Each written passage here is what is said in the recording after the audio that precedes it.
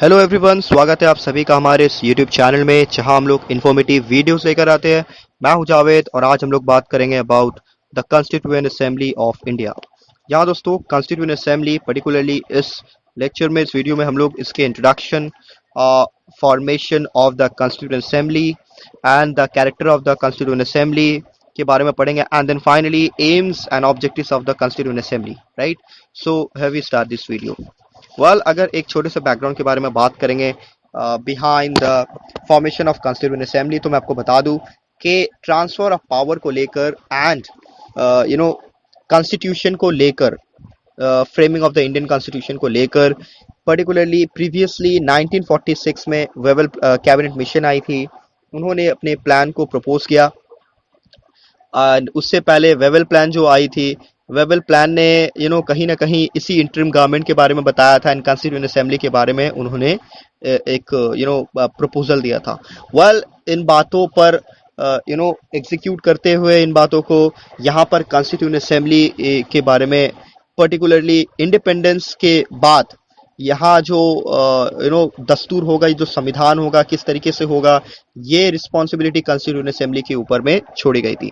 After independence primary जो task था to frame constitution of free India, तो यहाँ पर कॉन्स्टिट्यूएंट असेंबली फॉर्म की जाती है 1946 as recommended by the cabinet mission. Right, Rajendra Prasad जो है वो इसके पहले प्रेसिडेंट बनते हैं कॉन्स्टिट्यूएंट असेंबली के।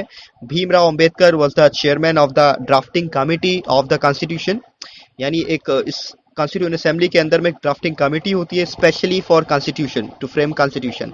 भीमराव अंबेडकर उसके चेयरमैन बनते हैं and constituent assembly took the responsibility of framing the constitution of independent India. Right, यहाँ पर अब recognition of the government, particularly जब गवर्नमेंट ने भी एक्सेप्ट कर लिया था इस बात को, तो यहाँ पर formation of the constituent assembly के बारे में बात करेंगे। इलेक्शंस हुए कॉन्स्टिट्यूएंट असेंबली के इन जुलाई 1946। The members of the state assemblies constituted the electorate for it. यहाँ पर मैं आपको बता दूं, कॉन्स्टिट्यूएंट असेंबली में दोनों ही हिंदूज एंड मुस्लिम्स दोनों का ही रिप्रेजेंटेशन होने के बारे में कैबिनेट मिशन में क्लियर कर दिया गया था।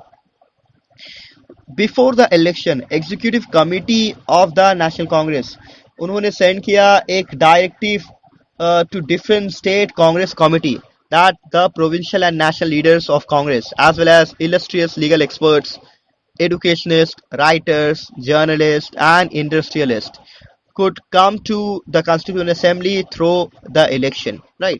तो ये एक factor को create किया गया। The Congress gained a vast majority in this election, and Constituent Assembly जो had altogether 389 members, inclusive of 93 members of the native states. Right?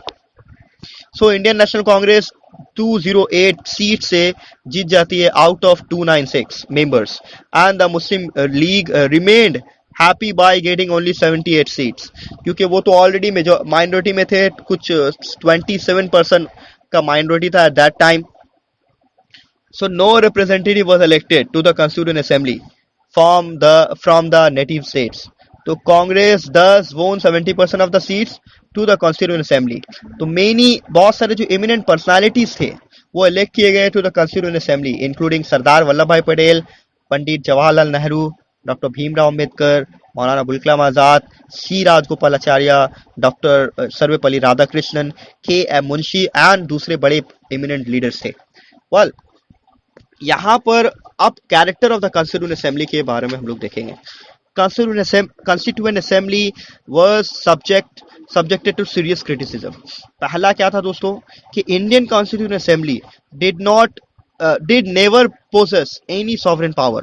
पहला, its power was limited by various plans of the British Parliament and the cabinet mission. लेकिन यहाँ पर cabinet mission में इस बात को भी क्लियर किया गया था कि इसमें जितने भी मेंबर्स होंगे वो सभी के सभी Indian members, Indian political figures ही होंगे एक्सेप्ट द गवर्नर जनरल। तो सिर्फ गवर्नर जनरल ही होंगे, बाहर के एक फॉरेनर। राइट, फिर भी जो पावर थी रिप्रेजेंटेशन के बारे में जो है वो ज्यादा कहीं ना कहीं हिंदुस्तानियों को फेवर दिया गया था। There is no doubt.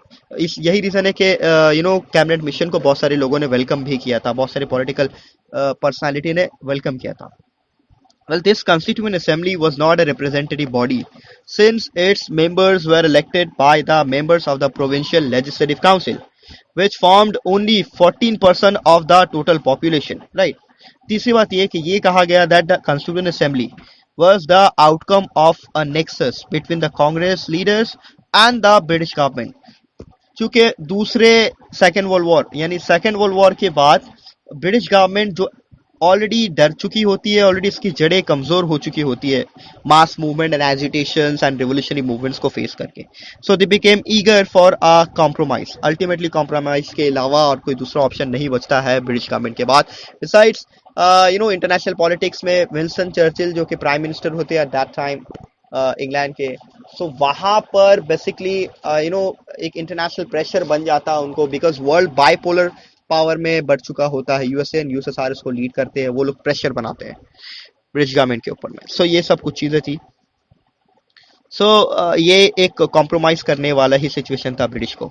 Constituent assemblies के अलावा could not assume an all India character because it had not representative from the Hindu Mahasabha, communist party और द सोशलिस्ट पार्टी. दो मेनली जो लीडर्स थे, यानी मुस्लिम लीग जो कि अपना रिप्रेजेंटेशन रख रही थी फॉर अ सेपरेट स्टेट, यानी पाकिस्तान रेजोल्यूशन में जिस बात को पास किया गया था for the formation of Pakistan, a separate state for the Muslim majority, right. तो वो अपने डिमांड से एक इंच भी नहीं हिल रहे थे. अपने मीन्स को पूरा करने के लिए हर वो काम कर रहे थे जो पॉसिबल था. सोमनाथ लहेरी जो कि सोल कम्युनिस्ट रिप्रेजेंटेटिव थे to the constituent assembly, but his membership was lapsed after the partition, right. Native states were allowed to send 93 representatives, among whom 50% were nominated by the native princes. Well, apart from that, there was a predominance of the lawyers in the Constituent Assembly, right? So, ये कुछ factors थे. Well, 4 members were entrusted with the task of constitution making and conducting the activities of the Constituent Assembly. ये थे Vallabh bhai Patel, Jawaharlal Nehru, doctor Rajendra Prasad and मौलाना अबुल कलाम आजाद. तो ये 4 बड़े बड़े personalities थे, राइट. इनको टास्क दिया गया for the forming the task of forming the drafting constitution was entirely on doctor Bhimrao Ambedkar. तो ये कुछ चीजें थी, राइट. अब यहाँ पर इसके एम के बारे में बात करेंगे. तो aim of the constituent assembly, nationalist leaders correctly उन्होंने रियलाइज किया that only achievement of independence would be the aim of a nation. So their primary aim was to evolve a social, political and economic system based on democracy, ensuring the safety and security of the country from the foreign invasions. तो ये बात उन्होंने अपना as aim and motive उन्होंने बांधा. The framers of the Constituent Assembly were influenced with the ideas of Gandhi and liberal ideas of the West. Dr. Rajendra Prasad उन्होंने point out किया that the Constituent Assembly should aim at ending poverty, sorrow, exploitation and discrimination in order to create an atmosphere of decent living. तो ये सब कुछ बातें थी and later on फिर हमारा Constitution संविधान को फ्रेम किया जाता है. Well, till then अगर आपको वीडियो पसंद आया है so please like and subscribe.